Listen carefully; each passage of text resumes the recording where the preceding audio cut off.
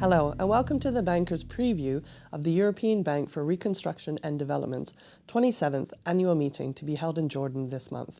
I'm Joy Macknight, Deputy Editor of the Banker, and with me is Europe Editor Stefanie Linhardt, who will be attending the meeting. Stefanie, thanks for coming into the studio today. So it's very interesting because obviously the EBRD has historically invested in post-communist countries.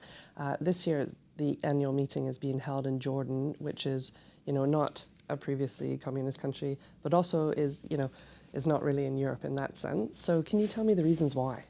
Yes, so this is actually quite an interesting topic because Jordan is one of the countries of what the EBRD calls their new-ish southern and eastern Mediterranean region. Now, other people call it maybe Northern Africa or the Middle East, but the EBRD make a point in including these countries in their countries of operations since 2012, when countries like Jordan, Morocco, Egypt have joined as countries of operations. Now, this is important for the EBRD because obviously they are looking to make a profit despite the fact of being a development bank. Okay.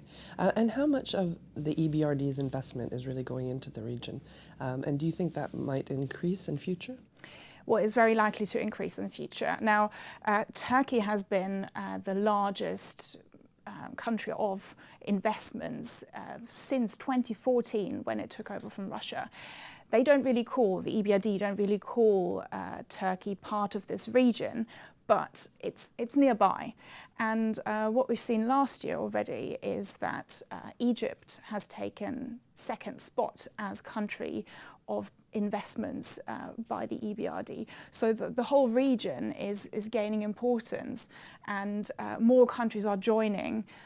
We've seen the West Bank, Gaza and Lebanon all having had involvement, or EBRD having had involvement in those countries in the last year.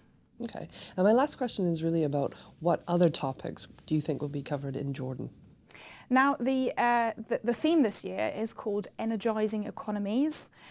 So this is another topic that the EBRD is putting a big emphasis on, which is the transition, the green transition.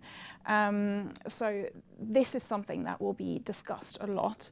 Any kind of financing in this area related to that. Obviously, it's not just an EBRD thing to be doing.